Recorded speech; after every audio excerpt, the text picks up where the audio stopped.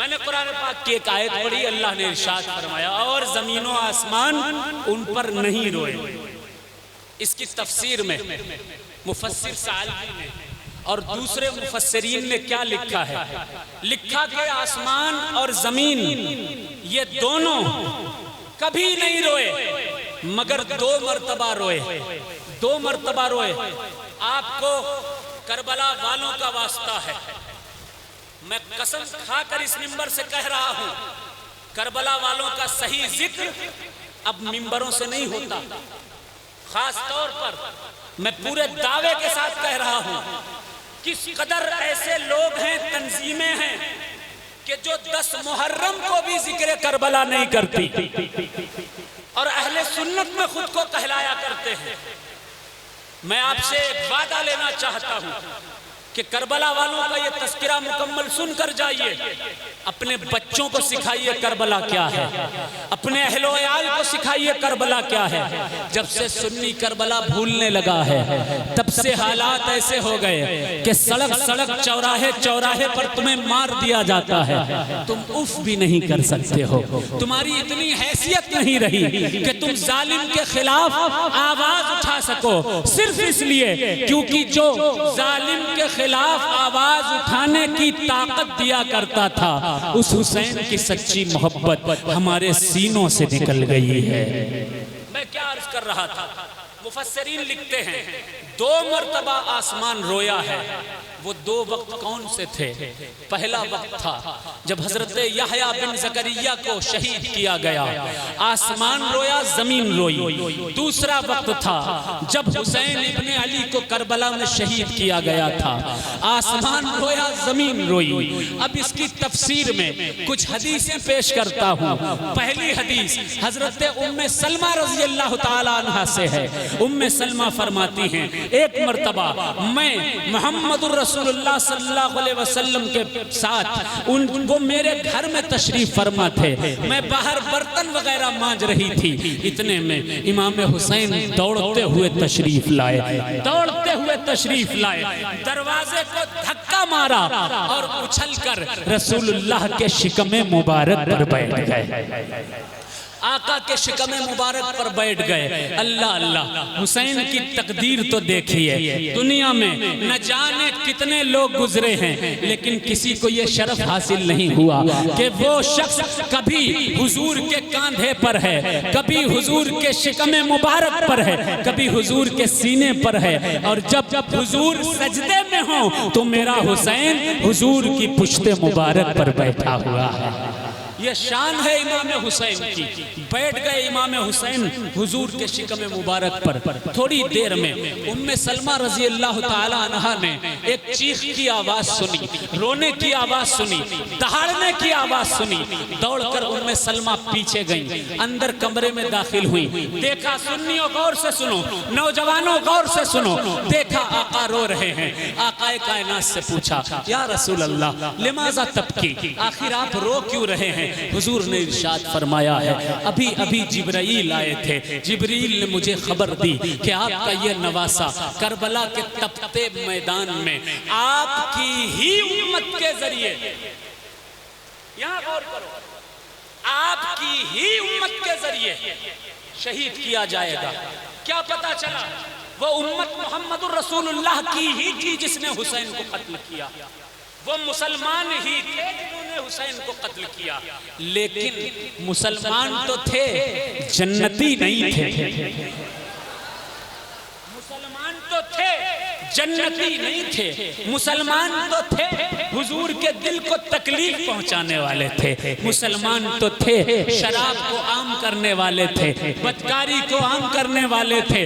حالت تو ایسی ہے میرے بھائی، تاریخ میں تو یہ لکھا ہوا ہے، وہ یزید جس کے گڑگان لوگ کرتے ہیں، وہ یزید جس کے بارے میں کہا جاتا ہے سکوت اختیار کرو، چپ ہو جاؤ، یزید کو نہ برا کہو نہ بھلا کرو، کہو ارے وہ قاتل حسین جس نے 6 مہینے کے معصوم علی اصغر کو کو نہ چھوڑا، جس نے 18 سال کے علی اکبر کو نہ چھوڑا، جس نے رسول اللہ کے نواسے کو نہ چھوڑا، جس نے سیدانیوں کی چادریں کھچوائیں، جس نے ان کو زندان میں قید کروایا رسول کے گھر والوں کو، ارے ہم اس کو مسلمان تو مسلمان انسان ماننے کے لیے تیار نہیں ہیں۔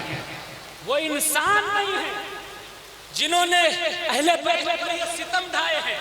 سنو تاریخ بتاتی ہے یزید کا کالا سچ، 3 سال حکومت رہی یزید کی، 4 سال۔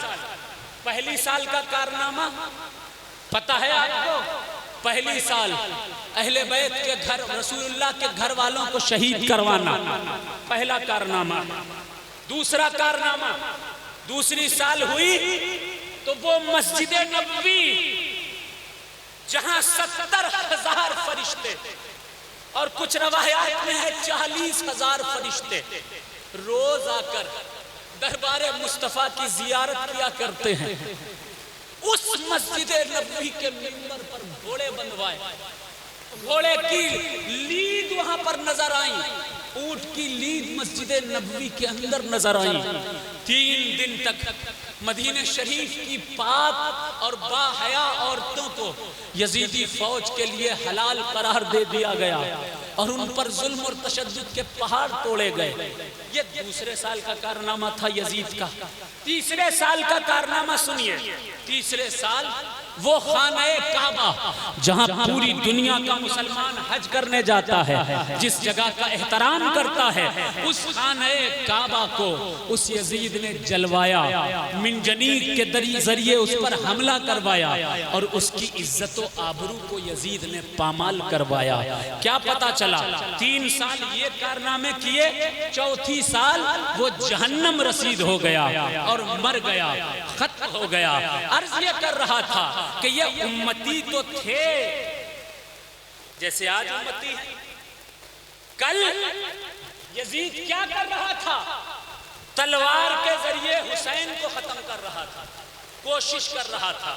حالانکہ نہ حسین کل ختم ہوئے، نہ حسین آج ختم ہوئے، نہ حسین تا قیام قیامت ختم ہوں گے۔ حسین زندہ ہیں دستور زندگی کی طرح، شہید مرتا نہیں عام آدمی کی طرح۔ یزید ڈوب گیا شام کے اندھیروں میں، حسین پھیلے ہیں دنیا میں روشنی کی طرح۔ حسین پھیلے ہیں دنیا میں روشنی کی طرح۔ حسین زندہ تھے، زندہ ہیں، زندہ ہی رہیں گے۔ چاہا تھا اس نے کہ حسین کو ختم کر دیا جائے، لیکن آج گھر گھر میں حسینی علم ملے گا، حسینی تعزیہ ملے گا، حسین کا ذکر ملے گا، حسین کے نام کا کھچڑا ملے گا۔ اب جب کھانے کا مسئلہ آتا ہے تو یہ مولوی کھچڑا کھانے فوراً دوڑتا ہے، جیسے ہی کھا کے باہر نکلتا ہے ٹیسٹ آتا نہیں، کیونکہ ٹیسٹ تو حسینیوں کو ہی آیا کرتا ہے۔ باہر آ کے کہتا ہے یہ حرام وہ حرام، کھچڑا حرام، ویسا حرام ویسا حرام، پھر ایک پلیٹ رکھ دو تو پھر ایک پلیٹ صاف۔ یہ حالات میں کیا عرض کر رہا تھا؟ کل اس نے حسین پاک کو ختم کرنے کی کوشش کی، آج گھر گھر حسین ہیں، آج قلم کے ذریعے ذکر حسین کو ختم کرنے کی کوشش کی جا رہی ہے۔ جیسے ہی محرم کا مہینہ آتا ہے، پہلا مہینہ جب محرم کا چاند طلوع ہوتا ہے تو پتہ ہے مدینے والے اس چاند کو کیسے سمجھتے تھے کہ محرم کا چاند طلوع ہو گیا؟ جب اہل بیت کے گھروں سے رونے بلکنے چیخنے اور چلانے کی صدا آنے لگتی تھی، اسی دوران مدینے والے سمجھ جاتے ہیں یہ چاند کوئی اور چاند نہیں بلکہ وہ چاند ہے جس چاند میں رسول اللہ کا چاند دنیا میں جس پر ظلم و تشدد کے پہاڑ توڑے گئے تھے، رسول اللہ کے چاند کی چاندنی کو ختم کرنے کی کوشش کی گئی تھی۔ جیسے ہی اہل بیت کے گھروں سے رونے اور چلانے کی صدا آتی تھی، مدینے والے سمجھ جاتے تھے کہ امام حسین کا مہینہ آ گیا، محرم کا مہینہ آ گیا، تو وہ روتے تھے تھے، چلاتے تھے، صرف اہل بیت ہی نہیں بلکہ حدیث پیش کر رہا ہوں حدیث۔ اللہ کے نبی صلی اللہ علیہ وسلم کو ایک صحابی عبداللہ ابن عباس رضی اللہ تعالیٰ عنہ نے خواب میں دیکھا کہ رسول اللہ تشریف لائے، ایک چٹیل میدان ہے، اس میدان میں آقا کائنات کے بال بکھرے ہیں اور سرکار کا چہرہ گرد آلود ہے، چہرے کے ساتھ ساتھ جسم گرد آلود ہے، آقا ہاتھ میں خون کی بوتل پکڑے ہوئے ہیں۔ صحابی نے پوچھا یا رسول اللہ آپ کا یہ حال کیسا ہے، کس طرح کا حال بنایا ہے؟ آقا ارشاد فرماتے ہیں اے عبداللہ ابن عباس شہید تو قتل الحسین آنفاً، میں نے حسین کا قتل اپنی آنکھوں سے ابھی ابھی دیکھا ہے، ابھی ابھی حسین کی شہادت دیکھ کر آ رہا ہوں۔ پوچھا عبداللہ ابن عباس نے ہاتھ میں آپ کے کیا ہے؟ حضور نے ارشاد فرمایا اس ہاتھ میں کربلا والوں کا خون موجود ہے۔ جس تاریخ کو انہوں نے یہ خواب دیکھا تھا وہ تاریخ کوئی اور نہیں تھی بلکہ 10 محرم کا دن تھا اور عصر کا وقت تھا۔ اللہ اللہ، جن تاریخوں میں رسول روئیں، فاطمہ روئیں، حسن روئیں، حسین روئیں، صدیق اکبر روئیں، عمر فاروق روئیں، حضرت حمزہ روئیں، ام سلمہ روئیں، اس تاریخ کا جیسے ہی چاند نکلتا ہے تو کچھ خارجی ذہن کے مولوی اسی وقت فیس بک پر، واٹس ایپ پر، اپنے مدرسوں میں، اپنے مساجد میں اور اپنے لوگوں کے ذریعے محرم کی مبارکباد دینا شروع کر دیتے ہیں۔ اللہ اللہ، جب ان سے پوچھو کہ آخر یہ مبارکباد کس نے دی؟ یا رسول اللہ نے نئے سال کی مبارکباد دی تو کہیں گے نہیں۔ پھر پوچھو کیا صدیق اکبر نے دی؟ کہیں گے نہیں۔ پھر پوچھو فاروق اعظم نے دی؟ کہیں گے نہیں۔ پھر پوچھو عمر حضرت علی نے دی؟ کہا نہیں۔ امام حسن نے دی؟ کہا نہیں۔ امام حسین نے مبارکباد دی محرم کی؟ کہیں گے نہیں دی۔ تو ہم پوچھیں گے پھر بھائی کس بات کی مبارکباد دے رہے ہو؟ علی اکبر جوان، علی اکبر امام حسین کا شہید کیا گیا، اس بات کی مبارکباد دے رہے ہو؟ 6 مہینے کا معصوم علی اصغر تیر کھا کر وہ دنیا سے رخصت ہو گیا ظاہری طور پر، اس بات کی مبارکباد دے رہے ہو؟ معصوم سکینہ کے کانوں سے بالیاں چھینی گئیں، اس بات کی مبارکباد دے رہے ہو؟ 13 سال کا قاسم دین پر قربان ہو گیا، اس بات کی مبارکباد دے رہے ہو؟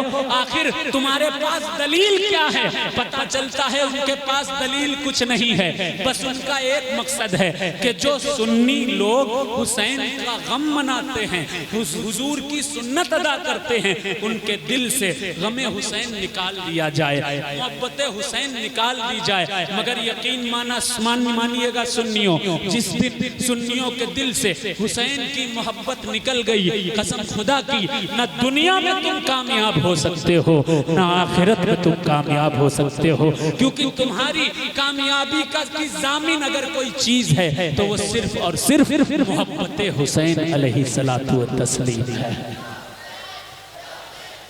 بات سمجھ میں آ گئی؟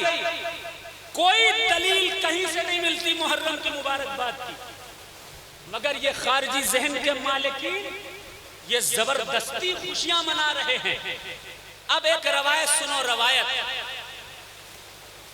10 محرم کے دن جنات بھی روئے ہیں غم حسین میں۔ اور ایک حدیث سنو، امام حسین علیہ السلام ارشاد فرماتے ہیں کہ اس دنیا میں اگر کسی شخص کی آنکھوں سے ایک آنسو بھی میرے غم کا نکل جائے گا تو میں قیامت کے دن اس کو اپنے ساتھ جنت میں لے کر کے جاؤں گا۔ اگر جنتی ہونا ہے تو 10 محرم کو شادیاں مت کرو، بلکہ 10 محرم کو نبی کے نواسے کے لیے اپنی آنکھوں کو گیلا کر لو۔ ہم سنی ماتم تو نہیں کرتے، سینہ تو نہیں اپنا کوٹتے، لیکن اپنی آنکھوں سے آنسوؤں کا ساون برسا کر اپنے نبی کو راضی ضرور کر لیا کرتے ہیں۔ اللہ ہمیں توفیق عطا فرمائے۔ آخر میں آپ سے ایک بات عرض کرنا چاہتا ہوں، سنیں گے؟ کون کون تھک گیا ہے بتاؤ بھائی؟ کوئی تھکا تو نہیں؟ تو ذرا محبت سے ایک بار کہہ دیں یا حسین۔ پورا مجمع کہہ دیں ایک بار یا حسین۔ ایک بار اور ہاتھ رکھ کہہ دیں یا حسین، یا حسین، یا حسین، یا حسین، یا حسین، یا حسین، یا حسین، یا حسین، یا حسین۔ سنیے، ہم مسلمانوں کو ہندوستان میں کتنے سال ہو گئے؟ 1200 سال۔ 282 ہجری میں قطب المدار ہندوستان تشریف لائے۔ ان سے پہلے کوئی ولی باقاعدہ مکمل طور پر تبلیغ کے لیے نہیں آیا۔ مدار پاک کون تھے؟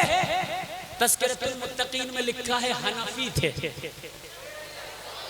مسلک امام اعظم کا نعرہ لگاتے ہو نا، اسی مسلک کے علم بردار کا نام قطب المدار ہے۔ مسلک امام اعظم لے کر آئے، صحابہ کی محبت ایک ہاتھ میں، اہل بیت کی چاہت ایک ہاتھ میں، مصطفیٰ کی محبت سینے میں لے کر جب ہندوستان قطب المدار داخل ہوئے تو لاکھوں کو نہیں بلکہ آج تک وہ اور ان کے ماننے والوں نے کروڑوں لوگوں کو دین کے تمام احکامات کی پابندی کرائی اور رسول اللہ کے دین سے آشنا فرما دیا۔ اب کچھ لوگ پہنچ گئے سعودی عرب، لیکن جب سعودی عرب پہنچے، سعودی عرب تو ہو گیا غضب۔ گئے تھے تو نہ عالم تھے، نہ علامہ تھے، نہ فہامہ تھے، نہ مولانا۔ آئے تو لگا کہ ان سے بڑا کوئی مولانا ہی نہیں، ان سے بڑا کوئی عالم نہیں۔ تھوڑی بہت ٹوٹی پھوٹی وہ بدو والی عربی بھی سیکھ لی تو بہت بڑے مجاہد اسلام بھی ہو گئے۔ آئے ہائے ہائے ہائے، انہوں نے کبھی یہ نہیں سوچا کہ سعودی کی ہسٹری اور تاریخ کیا ہے۔ سعودی میں آج جو عقیدے ہیں وہ 1927 میں نہیں تھے۔ 1927 میں سعودی کا جو عقیدہ تھا، جب سعودی ہی نہیں تھا تو اس کا عقیدہ بھی نہیں تھا۔ آل سعود جب آئے تب سعودی عرب ہوا۔ اس سے پہلے کیا تھا؟ میرے مصطفیٰ نے فرمایا مجھے اگر سب سے پسند کوئی نام ہے عرب کا، کوئی علاقہ ہے عرب کا، تو وہ حجاز کا علاقہ ہے۔ آج جو سعودی عرب ہے کل وہ حجاز ہوا کرتا تھا۔ 1927 میں یہودیوں نے ایک مولوی عبد الوہاب کو پکڑ کر اس کو خوب پیسہ دیا، کھلایا پلایا، اور عثمانیہ حکومت کے ٹکڑے ٹکڑے کر کے ایک نیا عقیدہ، ایک نیا فرقہ، ایک نئی جماعت تیار کی، اور اس جماعت کو کھڑا کر کے سعودی عرب میں مکہ مدینے میں قبضہ کر کے پوری دنیا میں اس وہابیت کو پھیلانے کی کوشش کی۔ آپ نوجوان ہو، ارطغرل الغازی بھی دیکھتے ہوگے، میں نے سنا ہے بہت زیادہ چرچا ہے اس کا، ذرا اس میں دیکھ لینا۔ 1927 میں حکومت جو ہوا کرتی تھی وہ رسول اللہ کے چاہنے والوں کی حکومت ہوا کرتی تھی، سیدہ فاطمہ کے دربار کا احترام کرنے والوں کی حکومت ہوا کرتی تھی، حسن حسین پر جان فدا کرنے والوں کی حکومت ہوا کرتی تھی۔ 1927 میں جنت البقیع میں ایک مقبرہ بھی بنا ہوا تھا جو سیدہ فاطمہ کا مقبرہ تھا۔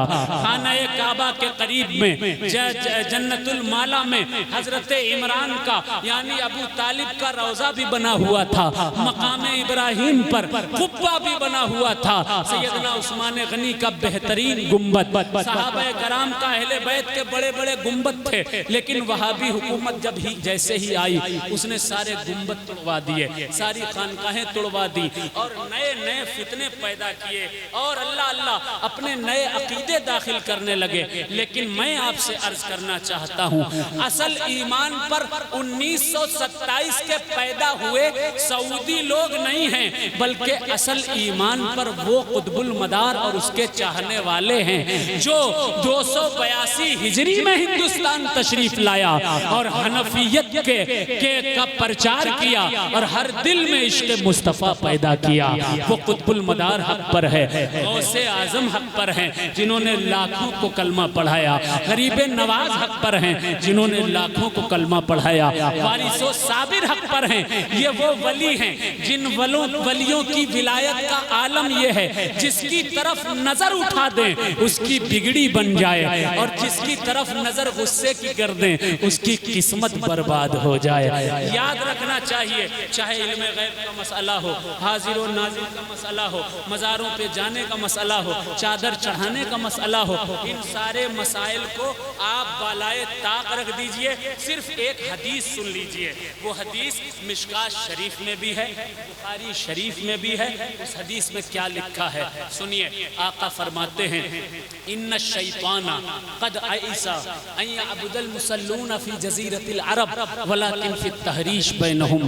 اے لوگوں سنو، بے شک شیطان قرب قیامت میں اس بات سے تو عرب والوں سے مایوس ہوگا کہ وہ خوب نمازیں پڑھیں گے، لیکن سنو شیطان ان کے عقیدے خراب کر دے گا اور وہ اپنے عقیدے سے پھر جائیں گے، سچے راستے سے ہٹ جائیں گے۔